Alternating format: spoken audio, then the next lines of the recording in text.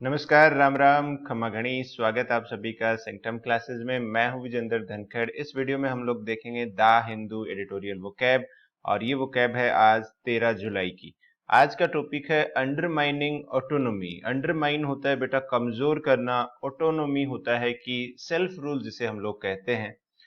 On judicial endorsement of A tenure extension system, कि judicial जो कानून की तरफ से होता है, कोर्ट की तरफ से होता है, उन्होंने समर्थन किया है एक टेन्योर एक्सटेंशन सिस्टम का। टेन्योर होता है कार्यकाल। जैसे कोई व्यक्ति 2 साल किसी ऑफिस में रहता है तो वो उसका टेन्योर हो गया, एक्सटेंशन उसको मिल जाता है, फिर एक्सटेंशन मिल जाता है, ये सारी चीजें। तो ये कह रहा है कि ये जो टेन्योर एक्सटेंशन सिस्टम है इसका समर्थन नहीं किया जाना चाहिए। अगर इसका समर्थन किया जाता है तो ये जो संस्थाएं हैं, यहाँ पे बात हो रही है ईडी एक डिपार्टमेंट है, एनफोर्समेंट डायरेक्टरेट इंडिया का, और जैसे सीबीआई हो गया, काफी जो भी इंडिपेंडेंट डिपार्टमेंट्स होते हैं उनकी जो ऑटोनॉमी होती है इससे वो कमजोर होती है, अंडरमाइन होती है।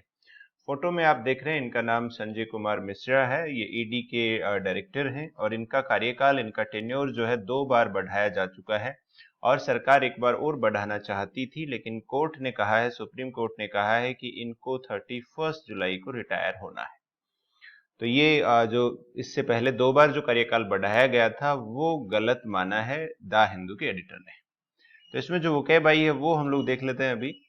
और सबसे पहला वर्ड अपने पास है अंडरमाइन करना।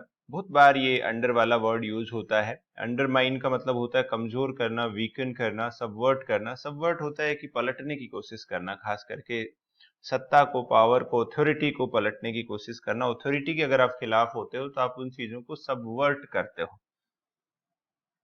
ऑटोनॉमी जो होता है स्वायत्तता होती है, फ्रीडम टू मेक डिसीजंस, की आप अपने फैसले लेने की आजादी आपको, एंड एक्ट इंडिपेंडेंटली। तो ये ऑटोनॉमी होती है जो हमें लाइफ में चाहिए होती है। और इसी तरह से जो संस्थाएं होती हैं उनके पास भी ऑटोनॉमी होती है। टेन्योर जो होता है वो होता है कार्यकाल। जैसे जिस समय के दौरान एक व्यक्ति कोई पर्टिकुलर पोजीशन, प्लेस या ऑफिस में रहता है।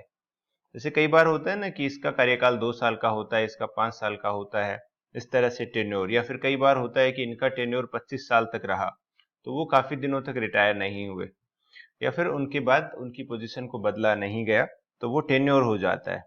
तो अगला वर्ड हमने देखा एंडोर्समेंट। एंडोर्समेंट आप देखते हो कि ये आजकल सेलिब्रिटी में काफी होता है कि एंडोर्समेंट डील्स हैं, इसके पास इतने प्रोडक्ट को एंडोर्स कर रहा है, ये सारी चीजें कर रहा है। तो एंडोर्स करना होता है कि किसी चीज को समर्थन देना, किसी चीज को अप्रूवल देना कि हाँ सही है। या फिर पब्लिक रिकमेंडेशन होता है कि आप कहो कि भाई मैंने ये किताब पढ़ी है और यह किताब आप भी पढ़ो, आपको बहुत पसंद आएगी, तो वो चीज अपने पास क्या होगी, एंडोर्समेंट हो गई। वर्डिक्ट जो होता है ये एक फैसला होता है, कोर्ट के द्वारा लिया गया फैसला। जब कोर्ट का डिसीजन आता है तो उसे हम लोग वर्डिक्ट बोलते हैं। तो कोर्ट का जो वर्डिक्ट अभी आया है कि इन्होंने ये जो ईडी की एक्सटेंशन की जो बात की गई थी उसे कैंसिल कर दिया है।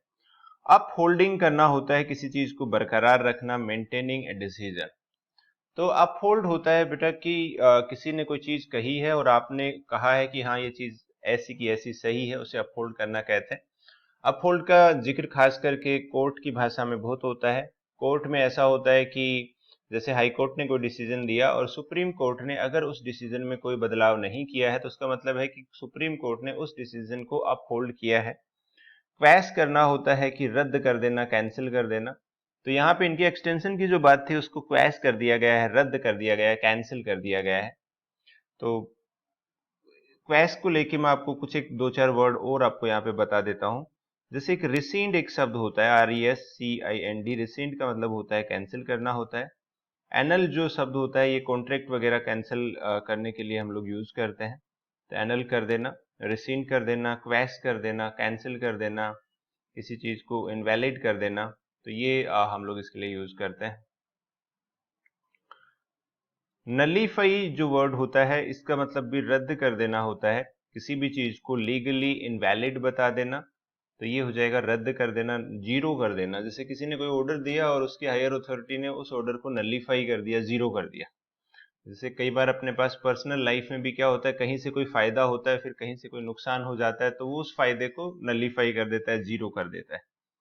यहाँ पे सुपर एन्युएशन जो एक बात होती है, सुपर एन्युएशन का मतलब होता है सेवानिवृत्ति की उम्र, कि वो एज जो रिटायरमेंट होने की होती है, जैसे गवर्नमेंट एम्प्लॉइज है उनकी 60 साल रिटायरमेंट एज है, जजेस की अलग है। तो मान लो कि अगर रिटायरमेंट एज 65 साल है तो मतलब वो सुपर एन्युएशन हो गया। एक जैसे होता है वॉलेंट्री रिटायरमेंट फ्रॉम सर्विस होता है, वीआरएस हम बोलते हैं, और एक सुपर एन्युएशन की भाई आपकी उम्र हो गई, अब आप घर जाइए आराम करिए, तो उसको हम लोग सुपर एन्युएशन बोलते हैं। इसमें क्या था कि अपने पास अभी ईडी या सीबीआई के जो डायरेक्टर बनाए जाते हैं, गवर्नमेंट क्या करती है जनरली सुपर एन्युएशन के बाद भी जब वो टॉप जॉब पे रहते हैं तो उनको एक्सटेंशन मिल जाता है। तो वहां पे ये बताया गया है कि मान लो 60 साल अगर है उम्र, और 60 साल में अगर बंदे को रिटायर होना है, लेकिन अगर वो हाईयर पोस्ट पे है, हाईएस्ट पोस्ट पे है, तो उससे एक्सटेंशन मिल जाता है सुपर एन्युएशन के बाद ही। एडिटर यही कहना चाहता है कि भाई सुपर एन्युएशन नहीं होना चाहिए, सुपर एन्युएशन के बाद एक्सटेंशन नहीं होना चाहिए, सुपर एन्युएशन तो होना चाहिए। एमिकस क्यूरी जो वर्ड है, इसका मतलब ये होता है कि वो व्यक्ति जो कोर्ट को सलाह देता है, a person who provides expert advice in a legal proceeding. देखो कई बार क्या होता है, सुप्रीम कोर्ट क्या करता है, कोई केस की जब सुनवाई करता है और उसे लगता है कि भाई हमें भी एक्सपर्ट की जरूरत है, तो वो किसी बंदे को अपॉइंट करता है कि आप इस मामले में कानूनी सलाह हमें दीजिए। जो बंदा होता है वो न्यूट्रल होता है, वो किसी भी तरफ नहीं होता है, वो एग्जैक्टली जो कानून है उसको इंटरप्रीट करके बताता है, और उसके हिसाब से फिर जज अपना फैसला सुनाता है। या फिर जब भी जज को अगर उस फैसले के दौरान या उस केस की सुनवाई के दौरान अगर जरूरत पड़ती है तो वो इनके पास जाता है, इनसे पूछता है कि क्या होना चाहिए, क्या सही है।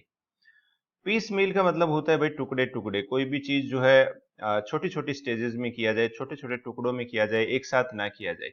जैसे कई बार मान लो ऐसा हो कि भाई सरकार की तरफ से नागरिक को कुछ पैसे मिलने वाले हैं, तो गवर्नमेंट चाहे तो एक साथ दे सकती है, चाहे पीस मील में दे सकती है, कि साल में 5 बार आपके अकाउंट में आएंगे तो वो पीस मील हो जाएगा, और एक बार में अगर आते हैं तो वन टाइम ट्रांसफर हो जाएगा।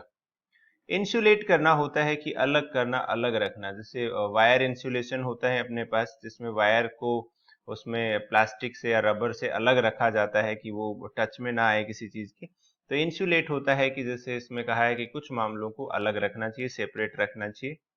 एक्सट्रानियस होता है अतिरिक्त, जो जरूरी नहीं है, अनरिलेटेड है, लेकिन है उस चीज में, तो वो एक्सट्रानियस हो जाएगा। इसमें तो एक्स्ट्रा से ही पता लग रहा है।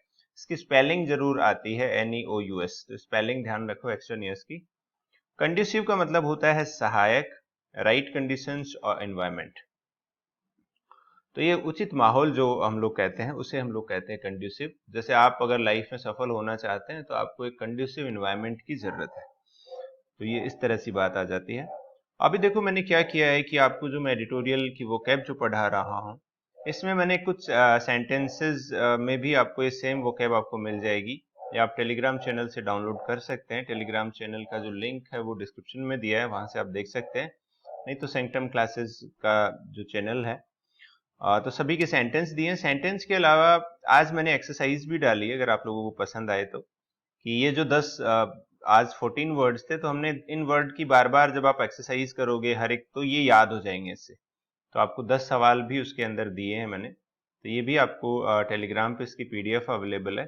और मेरी कोशिश रहेगी कि आगे ये जो अपना एक हम एडिटोरियल वोकैब डिस्कस करते हैं, इसको एक एक्सरसाइज रूप में मैं बनाऊं, ताकि आप लोगों का रोजाना का आधे घंटे 40 मिनट जो डेली इंग्लिश के लिए करना चाहिए वो मटेरियल आपको मिले। तो चलिए यही आज के वीडियो में। आखिर में मैं कहूँगा कि आप SSC CGL मेंस की अगर तैयारी कर रहे हैं तो हमने 100 क्विजेज बनाई हैं उसके लिए, और इसमें 45 सवाल आते हैं, जैसा कि मेंस में आता है, बिल्कुल मेंस के पैटर्न पे हैं। आप कुछ टेस्ट अपने पास फ्री भी हैं, 3 टेस्ट आप फ्री दे सकते हैं। आप सेंक्टम क्लासेस की जो एंड्रॉयड मोबाइल ऐप है उसे डाउनलोड कीजिए, फ्री वाले टेस्ट दीजिए। अगर आपको अच्छा लगे तो आप एक क्विज बाई भी कर सकते हैं। चलिए आज के वीडियो में इतना ही। हमसे जुड़ने के लिए बहुत बहुत धन्यवाद। Have a nice day. Thank you for joining.